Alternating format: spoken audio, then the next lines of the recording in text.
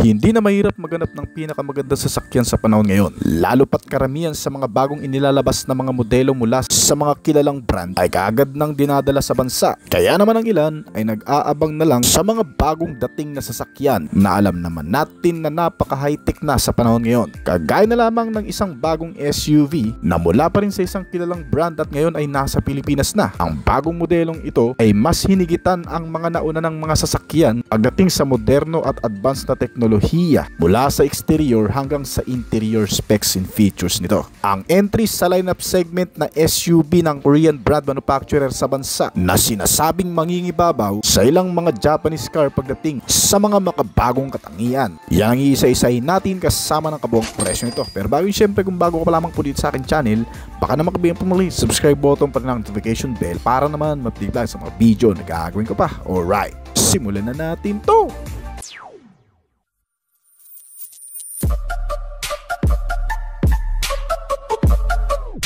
Dumating na ang isa sa pinakamagandang SUV ng Korean automaker na Hyundai. Ito ang isa sa mga modelo na talagang magugustuhan ng marami dahil sa napakagandang dating ng sasakyan na ito na siguradong aagaw sa atensyon ng marami. Mas pinahusay ang performance, nilagyan ng maraming advanced na teknolohiya at mas pinagbuti ang fuel economy. Bago at mas pinagtibay na disenyo, yan ang tatak ng modelong ito. Karamihan sa mga spare parts nito ay ginagawa sa South Korea pero ina-assemble sa iba't ibang bansa gaya ng United States, Czech Republic, India at China. Gumagamit ang mga manufacturer nito ng high strength steel o HSS at advanced high strength steel para sa chassis at body frame. Layunin nito na mas maging ligtas pagdating sa mga banggaan at mas magaang pero matibay itong sasakyan. Bukod pa dyan, isa pa sa naging benepisyo ng mga materyales na ginamit dito ay mas napataas ang fuel efficiency at mas napatatag ang performance pagdating sa crash safety. Ngunit pagdating naman sa mga side panels,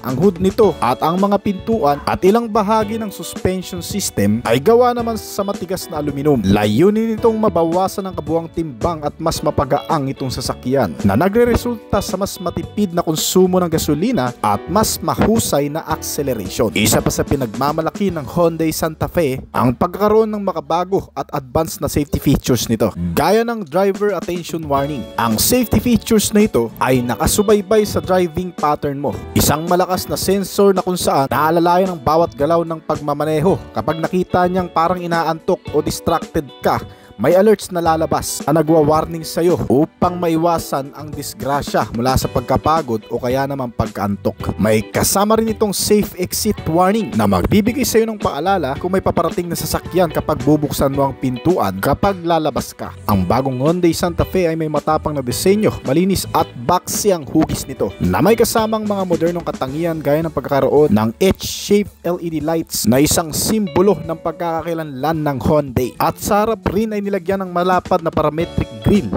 habang sa gilid ay may mga tuwid na body lines na nagpapakita ng tibay. Ngunit gaya ng sa harap, ang likod na bahagi nito ay may H-shaped din na taillights at mas malawak na tailgate na perpekto para sa mga mahihilig bumiyahe o mamasyal na kung saan ay automatic ding umaangat at bumababa ang tailgate nito na nagpapadali ng access sa pagkakarga ng mga gamit. Hindi rin magpapahuli ang 21-inch alloy wheels nito at nilagyan pa ng roof rails at panoramic sunroof sa taas. Estilo na pang practical pa. Kaya itong modelo ay eksakto talagang pang travel mga kaibigan. Well, kung pag-uusapan naman natin ang loob na bahagi nitong sasakyan ay tila isang lounge sa isang luxury hotel. Makikita mo kasi ang 12.3-inch touchscreen infotainment system nito na nagbibigay ng buhay sa loob nito. Nilagyan din ito ng sapat na spasyo para sa 7 pasahero at ang mga upuan nito ay nakanapa leather. Ang front seat ay automatic power adjustable na kung saan automatic na naia-adjust sa 8 hanggang sa 10 posisyon depende kung saan ka komportable, na naka-heated at ventilated pa para mas komportable. Naitutupi rin ang third row seats nito para magbigay ng malawak na spasyo sa rear compartment storage nito kung kinakailangan. Nilagyan din ito ng mga wireless connectivity features gaya ng Apple CarPlay at Android Auto. Hindi ko lang alam kung applicable sa Philippine market ang built-in navigation system, pero originally ay meron talaga ang modelong ito. Sinamahan din ito ng over-the-air updates na para sa pagpapabago o pagpapataas ng antas ng mga features nito sa interior. Meron itong magandang sound system sa loob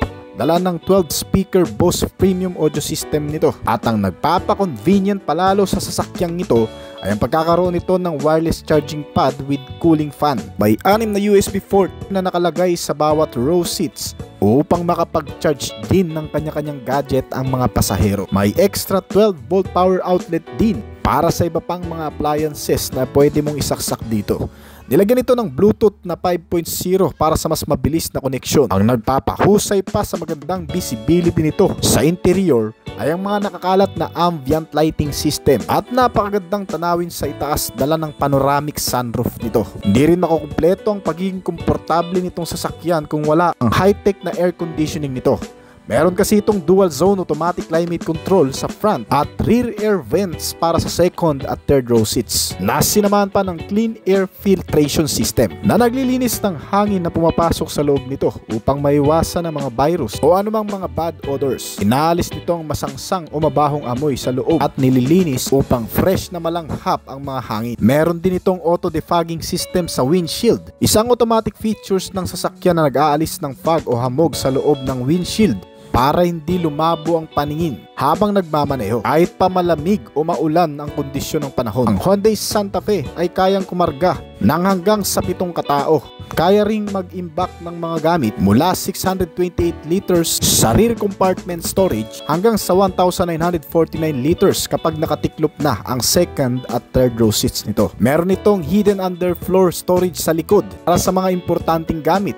May mga bottle holders sa lahat ng pintuan at center armrest na may malaking storage compartment din. Ang 12.3-inch din na LCD digital instrument panel gauge nito ay nagbibigay ng mas maraming impormasyon, notifikasyon at mga sign para matulungan ang driver sa mas maayos na pagmamaneho. Sinamahan din itong sasakyan ng maraming driving mode function gaya ng Eco, Sport, Smart Driving Mode at marami pang iba. Itong bagong Hyundai Santa Fe ay may 4 na variant na pagpipilian. 3 sa mga ito ay gumagamit ng natural engine na 2.5 liter inline 4-cylinder turbocharged at gumagawa ng 277 horsepower sa 5,800 RPM. Habang maximum torque naman nito ay umaabot sa 422 Nm sa kada 1,700 to 4,000 RPM. Samantalang ang nag-iisang variant nito na pinaka-top variant ay gumagamit naman ng hybrid engine system na may 1.6 liter inline 4-cylinder turbocharged plus electric motor. Ito ay may kakayahang gumawa ng maximum output na 232 horsepower at maximum torque na 367 Nm. Dalawang klaseng transmission din ang ginagamit nitong modelo. Isang 8-speed dual clutch transmission na para sa mga natural engine, habang ang hybrid system ay gumagamit ng 6-speed automatic transmission. Hindi lamang sa moderno at matibay itong sasakyan, mabilis ang takbuhan at matipid kumonsumo kung performance ang pag-uusapan. Na ayon na rin sa manufacturer, kaya nitong tumakbo mula sa bilis na 190 km/h hanggang sa 210 km/h. At ang fuel tank capacity nito na 67 liters ay malayo-layo na rin ang mararating dahil sa average fuel consumption rate nito na umaabot mula sa 16 km/l hanggang sa 20 km/l. Pagdating sa mga advanced na safety features, ang Hyundai Santa Fe ay hindi rin magpapahuli dahil nilagyan ito ng Forward Collision Avoidance Assist o FCA. May kasama rin itong Lane Keeping Assistant at Lane Following Assist. Meron din itong Blind Spot View Monitoring na kung saan ay nilagyan ng camera sa side mirror na nagpapakita ng blind spot sa digital instrument cluster nito. Nilagyan din ito ng Smart Cruise Control with Stop and Go na automatic ina-adjust nitong bilis ng sasakyan para mapanatili ang ligtas na distansya sa kotse sa harap. Mas komportableng highway driving at mas ligtas sa matagal na biyahe. Hindi rin nawala sa modelong ito ang surround view monitor na 360-degree camera na nagpapadali palalo sa pagpapark lalo na sa mga masisikip na parkingan o pagliko sa mga masisikip na lugar. Ilagyan din ito ng rear cross traffic alert with collision avoidance assist. Kapag umatras ka at may paparating sa likod, magbibigay ng warning ito at maaaring magpreno ng kusa ang kotse. Iwas disgrasya na rin at mababangga sa likuran. Nilagyan din ito ng rear occupant alert na nagpapaalala kung may naiwan sa likod ng upuan. Meron itong 8 airbag system na nakalagay sa front, driver side at passenger. Meron mga side airbags at curtain airbags na magbibigay proteksyon sa lahat ng mga pasahero nito sa loob. At panghuli, isa sa mga advanced na safety features nito ay ang pagkakaroon ng electronic stability control system at ng anti-lock braking system. Dagdag proteksyon at suporta sa brake o pagpepreno lalo na sa mga emergency braking. Pinipigilan nito ang pagka-slide ng sasakyan sa mga liko o madudulas na kalsada kung tayo ay biglang mapapahinto. At iniiwasan din ito ang pag-lock ng gulong sa mga biglang pagpipreno. Ginamitan din itong sasakyan ng magagandang klase ng suspension system na isa sa pinakamahalagang bahagi para mas maging komportable ang bawat biyahe, mapanatili ang handling at stability.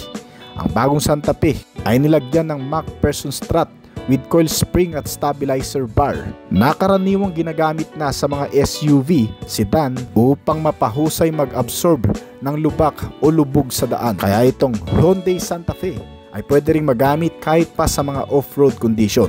Nagbibigay ng magandang ride comfort, matatag na pagliko at mas kontroladong pagkilos sa pagmamaneuver ng driver. Kasama ang mga multi-link independent suspensions na may kasamang coil spring at stabilizer bar.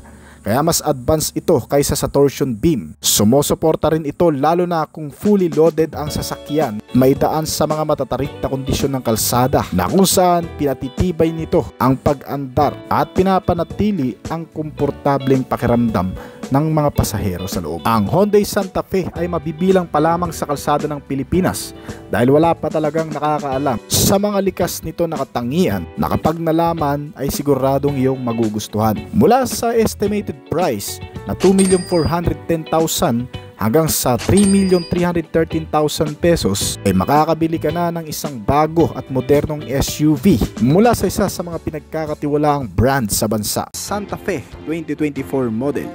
Isang napakagandang SUV car model na nag-o-offer ng striking style sa kahit saang sulok at anggulo ay makikitaan mo ng napakamodernong katangian. Isang pinalapad at naging kwadrado na ang hugis ng bagong modelo ngayon. Kaya kung naghahanap ka ng isang pampamilyang sasakyan, pang camping, service, pang off-road o kahit saan man, tiyak na para sa iyo ang modelong ito. Isang napakagandang full-size SUV na klase na pwede kahit saan. Ang bagong disenyong nakakamangha mula sa front face grille cover na honeycomb design ay binabalanse ang napakagandang line cross shape LED type daytime running light at mga LED type din na headlamp nito at mga signal lamps sa magkabilaan. Ang sharp side torsion character line naman ay nagpapakita ng muscular stand at malabruskong katangian. Mala-armored vehicle ang datingan, mas nagmukha kasing malaki kumpara sa previous model na mid-size SUV type lamang noon. Ngayon ay full-size SUV na, pwede na ring pang off-road at pangkargahan. Ang modelong ito ay talagang magugustuhan ng kahit na sino at mailalaban sa ilang brand competitor kabilang ang Toyota Land Cruiser, Nissan Terra at Lincoln Navigator pagdating sa pormahan at physical attribution. Pero ano-ano pa nga ba ang mga bago sa modelong ito? Gaya ng mga bagong hugis ng ilaw nito mula sa harapan at sa likod. Mga naka-fully compact LED type na. Meron na rin itong built-in na rear spoiler at built-in roof rack for another cargo carrier. Kaya ang mahihilig mag-camping, pumunta sa mga gubat o mabubundok na lugar, tiyak na mas mapapakinabangan nyo ng maigi ang modelong ito. Ang sukat din ng gulong ay mas lumaki, may 21 inches, 265 by 55, naka-alloy wheel type at tubeless tires na kung sa mga malulubak mo gagamitin ay bagay lang din dahil sa tibay at maaasahan na rin. Ang modelong ito ay mas lumaki ang sukat sa rear portion, pati ang tailgate size ay mas lumapad. Automatic na rin itong nagbubukas kagaya ng sa dati. Kung sakaling masense nito ang key transmitter sa malapit ng hanggang sa 1 meter, ay automatic itong tataas. May malawak rin na luggage compartment space na may kabuang sukat na 725 liter capacity plus another 91 liters kapag naka-fold naman ang mga rear seats nito. Hindi mo na rin kailangan pang pindutin ang susi o remote key nito para mabuksan ang pintuan. Dahil gagaya ng tailgate nito, ito ay may sensor na rin na kung saan automatic ding nag-a-unlock kapag ang transmitter key nito ay na-sense na sa malapit. Ang bagong unique interior style din nito ay napakaganda at very functionality. Ramdam mo na kagad ang pagiging komportable kahit hindi mo pa nasasakyan. Napaka-accessible na kasi sa maraming bagay. Mga key switch function na makikita sa dashboard panel na makatutulong upang mas maging convenient palalo sa pang-araw-araw na pagsakay. Wala na tayong makikitang shifting lever na traditional way ng pagmamaniobra dahil karamihan dito ay talagang the key switch system na. Ang mga advantage nito ay mas mamamaximize ang storage space sa harapan at hindi na masyadong sagabal sa pagmamaneho. At ang dashboard nito ay may panoramic curved display na monitor na may size na 12.3 inches integrated dual screen display. May kasama na rin itong mas update features na connectivity na BlueLink. Parang Bluetooth lang din ito, pero ang nagagawa nito, hindi lamang din kasi sa features ng gadget ang maiko-connect mo dito. Using this BlueLink na tinatawag, ay makokontrol mo na rin ang buong bahagi ng sistema nitong sasakyan, na kung saan dito ay pwede mong i-on at i-off or i-lock at i-unlock ang mga pintuan nito gamit lamang ang cellphone. May kasama na rin itong dual wireless charging system kaya hindi na rin kayo mag-uunahan pa sa pag-charge dahil may mga kasama pa itong mga accessories power outlet at USB port charging system na rin. Another high-tech features pa nito, ang remote key din kasi nito ay pwedeng i-remote mismo sa pagpapaandar nitong sasakyan. Lalo na kapag naisiksik ito sa parkingan at hindi ka makapasok sa loob. Kagaya ng previous model, using this remote smart parking assist ay mapapaabante mo itong sasakyan kahit walang nagdadrive. Parang naka-autopilot na rin. Ang mga upuan nito ay naka-leather seat, power adjustable at automatic adjustable. Sa driver's side ay mas komportable na dahil meron na rin extra support sa leg room ng driver's seat upang nang sa ganun ay mas nakaka-relax ang pagdadrive. At hindi nakakangalay, auto-adjustable at foldable na rin ito ang mga upuan kaya sobrang high-tech talaga. Bukod pa dyan, ang pagiging komportable nitong sasakyan ay mas pinalawak pa. Sinamahan na rin kasi ng dual zone climate control system. Ang driver at passenger ay automatically may adjust ang temperature depende sa kanya-kanyang preference at mas maiko-compromise ang bawat pangangailangan. Ang front and rear seats nito ay may napakagandang view din. Hindi lang din kasi sa bawat side kundi pati sa taas ng sky dahil sa pagkakaroon nito ng panoramic sunroof. Hindi na rin kailangan dito ng full blackout tinted window dahil meron na rin itong kasamang built-in sunshade window for privacy. May mga speaker na rin itong kasama kaya maging ang audio system nito ay napaka-premium na rin. Ang instrument cluster ay may napakaganda ring display kasama ng infotainment system sa 12.3 inches.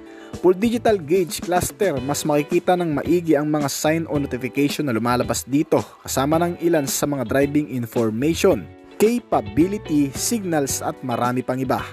Isang karagdagang convenient ay ang auto splash na wiper blade o biglaang paggalaw nito kapag may mga drops ng water sa windshield nito na hindi mo pinapagana sa pamamagitan ng switch nito. At ang ilan pa sa maganda rito mga kaibigan, sa pagkakaroon ng mga modernong katangian kagaya na lamang ng 360 camera view na high definition kasi mas malawak ang nasasakop na view nito sa buong kapaligiran sa labas. Isa pa, detached screen din ito kaya hindi ka mahihirapan sa kung anong object ang nais mong pukusan ng camera. Mas madaling i-park dahil sa pagkakaroon din ng rear camera at rear parking sensor. At ang buong full body arrangement din nitong Hyundai Santa Fe 2024 model kasama ng mga side panels at reinforcement ay talagang matitibay at flexible. Mas magaan at matatag kahit sa anumang collision o pagsubok na pagdadaanan. Na kung saan kung magkakaroon man ng anumang banggaan o kolisyon ay mas mapoprotektahan ang mga occupants o pasahero nito dahil inaabsorb nito ang matindi at malakas na klase ng pagkabangga na kung saan ang nasa loob ay hindi mapupuruhan. Sinamahan na rin ng matitibay at hindi basta-bastang bibigay na chassis and suspensions nito. Sa mga suspensions ay napaka-reliable lalo na sa malulubak o mahahams na kalsada. Sa front ito ay ginamitan ng naka-MacPherson strut at multi-link with shock absorber and coil spring naman ang rear suspension nito. Ang front and rear na brake naman ay parehong naka-disc type kaya talagang malakas ang kapit niyan. Ang modelong ito bagamat may kalakihan na klase ang napakalaking sukat nito ay napakagaang din naman daw dalhin. sa pamamagitan ng power steering at naka-tilt and telescopic na di-adjustable steering column, ay kahit mga lady driver at first timer ay hindi mahihirapang imaniobra ito kahit pa sa mga alanganing pagkakataon. Abutan ka man ng malakas na ulan sa kalsada at maidaan mo ito sa sira-sirang kalsada, sinisiguro ng kumpanya ang pagiging compact safety nitong modelo na kung saan na ibabagay sa anumang klase ng klima o mga lugar na dadaanan. Itong Hyundai Santa Fe 2024 model ay may dalawang klaseng powertrain. Sa magkakaibang variant ang inilabas. Pinapagana ng 2.5 liter diesel engine, may 4-cylinder 16-valve dual overhead camshaft ang isang modelo nito, na may 8-speed ang turbo petrol engine, dual clutch at kaya mag-produce ng maximum output na 277 horsepower at 422 Nm of torque. Kayang tumakbo ng 0 to 100 km/h sa loob ng 11.5 seconds lamang at average top speed na 198 km/h naman ang pinakamabilis na nagagawa nitong takbo. At para naman sa hybrid engine, ito ay pinapagana ng 2 electrified turbocharged engine na may 1.6 liter turbocharged hybrid o tinatawag na Gamma 3 1.6T GDI HEV. Naka-automatic transmission din at may variable gearbox na 6-speed na kaya mag-produce ng maximum output na 180 horsepower at 265 Nm of torque. Sa kabuang bilis, ito ay kayang tumakbo mula sa 0 hanggang 100 km/h sa loob lamang ng 9.5 seconds. Ang pinaka-top speed na nagagawa naman nito ay umabot sa 190 km/h. Kaya depende sa iyo kung anong pipiliin mo sa dalawang klase ng makina nito. Ang pagkakaiba nga lang ng dalawa ay mas nakatitipid talaga ang hybrid version nito, bagamat napakahina ng arangkada at mas mabilis pa ang naka-petrol engine, ay mas matipid naman kumonsumo ng gasolina ang mga naka-hybrid na makina. Itong Hyundai Santa Fe, pagdating naman sa fuel supply system, ito ay naka-CRDI na rin. Kaya may katipiran din sa fuel consumption at hindi pa ganun kausok. Naka Euro 4 compliance na rin kasi ito, kaya eco-friendly. Ang 75 fuel tank capacity nito ay kayang ubusin ng hanggang sa 1,250 na layo ng tinakbo o katumbas ng 16 km per liter. Itong Hyundai Santa Fe ay pinalilibutan din ng mahalagang advanced safety features, kagaya na lamang ng Hyundai Smart Sense Safety Technology, na kung saan ay nakapaloob dito ang mga bagong safety sense kagaya na lamang ng Forward Collision Avoidance Assistance na nagwa-warning sa driver kung may possible na kolisyon o bangga na magaganap, biglang hihinto o mag-auto brake sa oras ng biglang may tatawid sa pedestrian at mga sumisingit na mga motorsiklo. Pag hindi mo kagad nagamit ang brake nito, ang emergency brake ang otomatikong mag-a-activate para sa biglang pagpipreno nito. May kasama na rin itong lane departure warning system para sa kalaman ng marami. Itong sistema ay gumagana lamang kapag ang sasakyan ay nawawala na sa linya. Yung mga putol-putol na guhit na makikita sa kalsada, kapag papalit-palit ng linya ay otomatikong gagana naman itong lane departure warning upang papaalahanan tayo na manatili sa loob ng linya ng kalsada. Sinamahan rin yan ng lane following assist. At bukod pa dyan ay mayroon na rin itong adaptive cruise control system. Isang sistemang nagsasaayos naman ng takbo na nakadepende sa mga sasakyan na nasa unahan mo. Kapag mabilis ang takbo ng sasakyan na nasa harapan mo ay otomatiko rin itong bibilis. Ngunit kung itong nasa harap mo ay bigla namang babagal o hihinto, ay otomatiko rin itong hihinto para hindi mo mabangga ang nasa harapan. Nakadepende kasi yan sa lakas ng sensor o radar ng mga kasabayan mo ang nagagawa nito. May highway driving assistant na rin ito para lamang sa maluluwang na kalsada o highway at makatutulong na panatilihing nakasentro ang sasakyan sa lane nito habang pinapanatili ang ligtas na distansya mula sa mga sasakyan na nasa paligid at nasa unahan. Kapag ang marked lane ay malinaw na makikita sa kalsada ay mas masesense nitong sistema na highway driving assistant. Sa mga sistemang ito ay makakapagpalit-palit ka ng linya o makakalipat-lipat ka ng pwesto na may confident na hindi ka mababangga. Bukod pa dyan ay may kasama na rin itong blind spot collision avoidance na kung saan ay otomatikong magbe-brake din ang sasakyan once na may masense na mababangga o biglang masasagi. na sinusuporta naman ng blind view monitor. Meron din itong parking collision avoidance assistant reverse na kung saan mas mapapakinabangan mo naman habang ikaw ay nagpapaatras ng sasakyan upang maiwasan ang anumang banggaan sa likuran nito o maatrasan na kahit anong object sa likuran.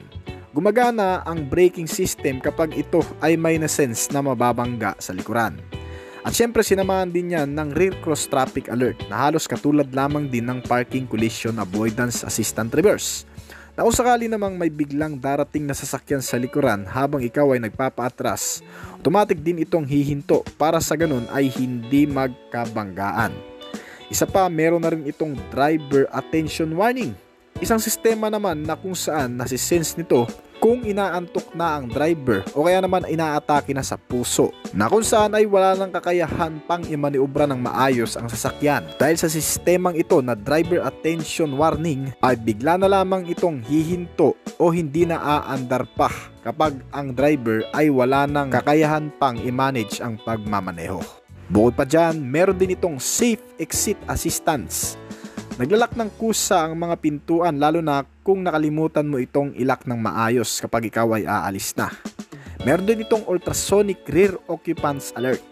Nasisense naman ang sensor na ito kung sakaling nakalak na ang sasakyan at naiwan sa loob nito ang bata nating kasama o mga alaga nating hayop na minsan ay nakakalimutan natin. Ang ultrasonic rear occupation alert ay otomatiko namang nagbibigay ng sign sa driver sa pamamagitan ng pag-alarm ng sasakyan at ng cellphone na nakakonect sa blue link nito. At ang ilan pa sa mga standard safety features nito ay hindi rin nawala, kagaya na lamang ng driver and passenger airbags. May mga seat belts na rin itong kasama mula sa harap at likod ng mga upuan nito. May front and side impact beams at crash sensor at marami pang iba. Itong modelo, bukod sa safety features ay sagana din sa mga security features kagaya na lamang ng power door lock, central locking, engine immobilizer, anti-theft device at anti-theft alarm. At marami pang ibang makikitang security purpose. Sa pamamagitan nito ay hindi rin basta-bastang makakarnap o magagalaw itong sasakyan ng kahit na sino man. Ang lahat ng mga bagay na magpapakonvenience sa iyo ay narito na rin sa interior nito. Magagandang klase ng audio sound system with infotainment, communication, connectivity, may mga bottle and cup holder at mga bulsa o console na rin itong kasama. With center armrest, power window, malakas at malamig na aircon system at marami pang iba. Ang mga ilaw nito ay fully compact na LED type na mula sa harap at likod.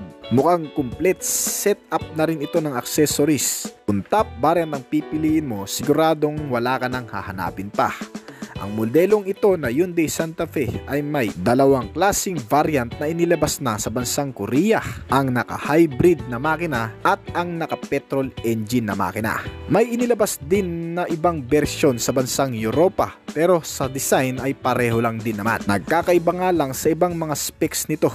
Pero ang ibang mga katangian at nilalaman ay parehong-pareho lang din. Sa kasalukuyan, ang estimated price lamang nito ay umabot sa 2,420,000 pesos para sa low variant yan.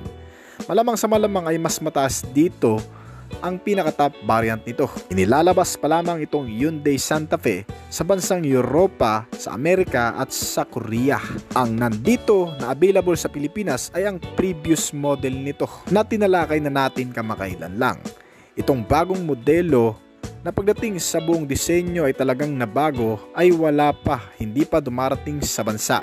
Pero usap-usapan na rin ang pagdating niyan dito, posible sa susunod na taon. So hanggang dito na lamang po siguro ang ating video, pero bago po tayo magtapos ay nais ko po munang magpasalamat sa mga patuloy na sumusuporta at tumatangkilik at nag-aabang palagi sa mga video na ina-upload natin dito sa ating channel.